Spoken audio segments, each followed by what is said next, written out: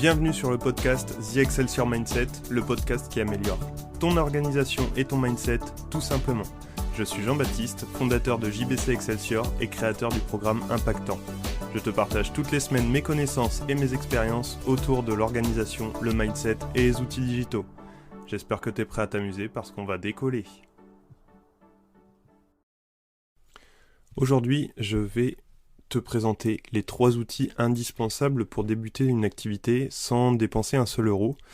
Parce que oui, dans le monde du digital, on peut démarrer une activité sans dépenser un seul euro. Et heureusement, il existe des solutions. Vous n'aurez pas besoin de grand chose, je vous l'assure tout de suite. Juste, voilà, je vais vous présenter donc Henri.net, Stripe, et un des 3 outils que sont une chaîne YouTube, un podcast ou un blog. D'accord ? Donc on va voir tout ça ensemble aujourd'hui. Et je vais commencer par Henri.net. Pourquoi Henri.net ? Et qu'est-ce que c'est, bien entendu ? Henri.net, c'est un site web qui te permet gratuitement, tu as juste à t'inscrire, d'accord, et ça te permet du coup d'émettre des devis, des factures, des avoirs de façon professionnelle avec ton logo, ton adresse, toutes les informations obligatoires sur ton client, toutes les infos obligatoires sur ton entreprise, bien entendu, pour faire des devis, des factures, des avoirs de façon professionnelle. Et donc ce site web-là, il intègre aussi une fonctionnalité de gestion comptable, on va dire. Tu peux faire des exports comptables de façon très simple et très fonctionnelle. Donc c'est un outil vraiment qui est très simple d'utilisation. C'est très professionnel, ça fait de très beaux devis. On est dans le beau, mais en tout cas c'est très fonctionnel, très pratique. Ça permet en quelques clics de faire des factures, de vous faire payer de vos prestations, tout simplement, sans avoir à débourser un seul euro. Franchement, c'est pas magnifique cette histoire déjà, faire des factures avec un logiciel qui te coûte 0, sans avoir à faire une facture pas très belle, on va dire, et que ce soit un peu galère sur Word ou sur Excel. Là, tu as un outil gratos qui te le fait pour toi. Et en plus, Henri peut te mettre en contact avec des experts de l'entrepreneuriat. Si vous avez des questions, si tu as des questions, ils ont aussi un support très réactif, compte tenu de l'utilisation de l'outil qui est gratuite quand même. Donc tout ça, c'est cet outil gratuit Henri qui te permet donc d'encaisser tes premières factures, d'émettre tes premières factures pour encaisser tes premières prestations ou tes premiers services. C'est bien entendu plutôt dédié à la prestat de service, mais tu peux aussi faire justement débourser justement si tu fais de la prestation, de la vente de produits directs, tu peux acheter tes produits, donc avoir acheter ton stock en fait, et t'as juste à les revendre en fait, donc après les calculs se font tout seuls, tu mets les taux, c'est vraiment en 3 clics, tu peux faire une facture belle et professionnelle, d'accord. Donc perso, je l'utilise depuis que j'ai lancé mon activité en janvier 2021, j'ai jamais été déçu par l'outil, c'est vraiment d'un très grand professionnalisme. Moi quand j'ai débuté aussi, forcément. Maintenant, il y a un mode de fonctionnement où ils ont un abonnement, mais il y a des choses qui sont comprises dans cet abonnement-là qui, avant qu'il y ait l'abonnement, étaient gratuites, parce que c'était les phases de test, etc. Et une fois que tu l'avais gratuit, c'était à vie. Donc il y a des choses que j'ai maintenant qui sont comprises dans l'abonnement, mais que j'ai eu quand c'était encore gratuit. C'était l'avantage quand j'ai commencé. Mais en tout cas, même sans ces options-là, l'outil est vraiment génial, il est super intuitif, ça fait des factures vraiment super belles. T'as pas à te casser la tête avec le calcul du pourcentage de la taxe, du machin, du truc, non. T'as juste à rentrer ton produit, tu mets directement les chiffres et après, quand tu fais ta facture, tu vas rechercher. Il y a une fonction de recherche, que ce soit un produit ou un service, il y a juste une fonction de recherche, tu vas chercher ton produit, tu reviens, il est dans ta facture et t'as juste à marquer la quantité, ou que sais-je, si tu as de la remise, si tu fais une remise parce que c'est un client spécifique, tu peux la mettre. C'est vraiment super intuitif est super pratique. Un deuxième outil que j'adore, c'est Stripe. C'est un peu l'outil que tout le monde connaît, hein. C'est l'outil incontournable quand on démarre une activité. C'est gratuit, hormis les frais de transaction qui sont vraiment minimes, hein. C'est aujourd'hui Stripe, l'outil de paiement en ligne par excellence. Ça permet à la fois de générer des paiements uniques en ligne, avec des liens de paiement, avec vraiment, enfin, c'est un peu plus complexe, mais tu peux faire des liens de paiement, des paiements uniques, tu peux aussi gérer des abonnements, tu peux gérer des stocks, tu peux gérer des produits, des services de façon illimitée. Et ça, enfin franchement, voilà, ça te permet, sans débourser je ne sais combien d'euros dans un service avec abonnement, qui va te permettre de créer des pages de vente, de machin, de trucs, et d'encaisser derrière. Et encore, en règle générale, c'est relié à un Stripe. Ça te permet vraiment derrière d'encaisser tes premiers euros sans rien payer en fait. Et tu relis Stripe à ton compte bancaire et voilà, automatiquement, dès que tu as un paiement qui est effectué, généralement c'est bloqué pendant 7 jours. Ça dépend, ça peut être 7 ou 14, mais le minimum c'est 7 jours. En gros, l'argent il est bloqué sur Stripe pendant 7 jours et au bout de 7 jours, il est automatiquement envoyé vers ton compte, quoi. Ça, c'est quelque chose qui peut être mis en place. Il y a aussi une très bonne gestion de clientèle. Enfin, dans Stripe, tu peux gérer ta clientèle, tu peux gérer ta trésorerie. Ça se fait sans effort, grâce aux statistiques, aux exports, etc. Et du coup, tout simplement, ça te permet très très franchement, pour en avoir testé plusieurs, hein, Stripe reste l'incontournable outil de paiement en ligne aujourd'hui quand on débute une activité. Alors t'as Stripe, t'as GoCardless, t'as Stripecart, enfin t'en as plein des trucs comme ça, et encore Stripecart est relié à Stripe. T'as PayPal, t'as plein de trucs comme ça qui existent. Et Stripe ont su sortir leur épingle du jeu parce que ils étaient les premiers. Et tout simplement, c'est vraiment l'outil que tout le monde connaît. Enfin, quand on parle de solution de paiement, quand on débute une activité en ligne, c'est Stripe. Enfin, Stripe ou PayPal. Il y en a que deux auxquels on pense indéniablement, et c'est Stripe ou PayPal. Donc, qu'elle soit digitale ou non, cette activité-là, quand tu commences dans le digital, cet outil-là te suivra tout au long de ta vie, tout au long de la vie de ton entreprise, et ça, vraiment, enfin, c'est... Même quand tu vas aller, je ne sais pas, tu vas faire des formations, etc. Généralement, quand il y a un module de paiement, Stripe, il est intégré dedans, enfin, la connexion à Stripe est intégrée dedans, donc vraiment, ça, c'est... S'il y a une chose...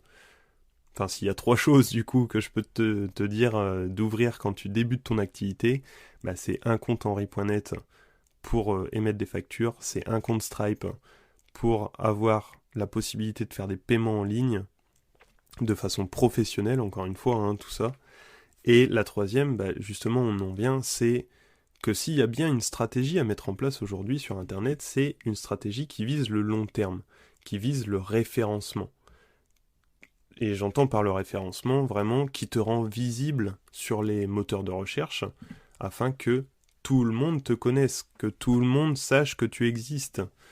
Et comme tu peux le savoir, il y a 3 moyens de communiquer aujourd'hui sur Internet. L'écrit, l'auditif, donc avec ce podcast que tu es peut-être en train d'écouter, ou l'écrit, donc cet article de blog qui est associé à ce podcast que tu as peut-être lu, ou encore la vidéo si tu es en train de regarder ça sur ma chaîne YouTube. Mais tu peux faire un seul des trois. Le mieux, c'est de faire les trois parce qu'au moins, voilà, t'interconnectes les choses. Google, il aime bien ça. Les moteurs de recherche, en général, ils aiment bien ça. C'est connecté, il y a de l'afflux, il y a du rebond. Peut-être que quelqu'un qui va arriver sur ton article de blog va lire l'article ou va écouter le podcast et lire l'article en même temps. Peut-être qu'il va aller directement sur le podcast, il va s'abonner, il va laisser des commentaires et tout, machin, et après peut-être qu'il va aller sur ta chaîne YouTube, enfin voilà. Il y a du rebond, en fait, et les moteurs de recherche, les algorithmes, ils adorent ça. Donc tout simplement, ta stratégie, elle doit s'inscrire dans, au minimum du minimum, un de ces 3 canaux-là. Et je répète, écrit, auditif, vidéo. tu fournis du contenu de qualité qui s'inscrit dans ta thématique, qui fournit du contenu sur ton domaine, ton expertise, d'accord ? Typiquement, c'est ce que je fais aujourd'hui, hein. Mon domaine, c'est Internet, c'est aider les gens à pas produire du contenu pour produire du contenu, mais à tourner autour d'une question. Voilà, c'est du mindset, c'est des outils digitaux, c'est comment on s'en sert, enfin voilà, tout simplement. Et donc, tu fournis du contenu, tu fournis du savoir, tu donnes des astuces, tu donnes toute la connaissance que tu peux donner. Ça donne à ton audience un gage de qualité, un gage d'expertise sur toi, sur ce que tu fais, d'accord ? Et tout ça s'inscrit de manière plus globale dans un espèce de cercle de confiance.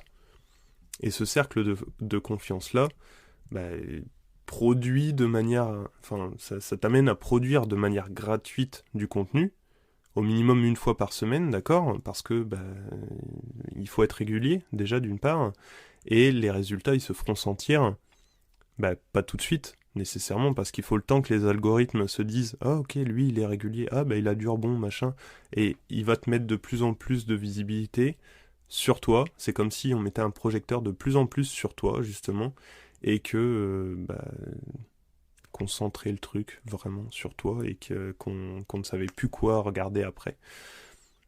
Donc n'aie pas peur, même s'il n'y a qu'une personne qui consomme ton contenu, dis-toi que tu le fais pour toi, pour ton propre apprentissage, mais aussi pour au moins, ne serait-ce que la personne qui t'écoutera, te lira ou te regardera, qui apprendra des choses par ton contenu, tout simplement. Donc utilise Henry et Stripe pour pouvoir encaisser tes premiers revenus, d'accord ? Ensuite, tu utilises au minimum du minimum, vraiment un minimum du minimum, un des 3 leviers de communication comme justement YouTube, le podcast, un blog, etc. etc. T'as plein de manières de le faire, hein. Le podcast, t'as Anchor, le plus connu aujourd'hui, c'est Ocha. Donc, t'as vraiment tout ce levier, en fait. Le blog, tu peux utiliser Blogger, tu peux utiliser WordPress, tu peux utiliser ce que tu veux un petit peu, hein. Moi, ce que je te conseillerais vraiment, c'est de te concentrer, en fait. Donc, YouTube, ça appartient à Google. Blogger, ça appartient à Google. Au niveau du podcast, je te conseille, moi, c'est d'utiliser Anchor, parce que c'est complètement gratuit. Et en plus, si tu sais pas le faire, il y a plein de moyens. Anchor, c'est complètement gratuit, ça envoie automatiquement sur plein de plateformes différentes. Il y a 2-3 petites manips à faire, mais ça se fait très très bien. Et il y a même moyen d'envoyer, à chaque fois que tu sors un épisode de podcast, il y a complètement moyen de l'envoyer automatiquement vers YouTube. Et après, tu as juste à lier justement ton épisode de podcast à ton blog. Ça se fait vraiment tout seul, quoi. Donc, mets en place vraiment cette stratégie long terme qui te référencera dans ta thématique, te rendra beaucoup plus visible auprès de ton audience potentielle. Et n'oublie pas que si tu as besoin d'aide pour mettre tout ça en place, parce que peut-être que tu n'es pas à l'aise avec Internet ou avec ce genre d'outils, je peux t'accompagner dans ton évolution grâce au programme impactant. Donc je te le redis, c'est un programme d'accompagnement sur mesure pour que tu puisses construire ta réussite, lever des blocages, utiliser mon expertise technique et mes compétences pour apprendre plus rapidement à utiliser des leviers technologiques, sachant qu'en plus, là je viens de sortir une nouvelle bouture du programme impactant au moment où je te parle, au moment où je fais ce podcast, donc on est mi-septembre, hein. Il y a une nouvelle bouture du programme impactant qui est sortie avec un contrat de confiance. C'est pour t'en dire 2 mots, va voir sur mon site, tout est super bien expliqué. Et si jamais, viens me voir, on en parle, on en discute, et je te présente tout ça. Voilà, donc c'est tout pour ce petit épisode du jour, de la semaine d'ailleurs. Je vais faire mon petit appel à l'action, donc si t'es ici, si ça te plaît, si tu veux consommer mon contenu, si tu veux des petits tips, des petites piqûres de mindset, des petits impacts dans ta vie, abonne-toi c'est gratuit. Moi, ça m'aide beaucoup à faire référencer le podcast. Ça m'aide beaucoup aussi à voir que mon contenu plaît. Si t'es sur Apple Podcast, laisse un commentaire de ce que t'as le plus aimé, ce qui t'a le plus aidé ou des choses comme ça. Si t'es sur YouTube, un petit pouce, un petit un abonnement, un petit commentaire, enfin voilà.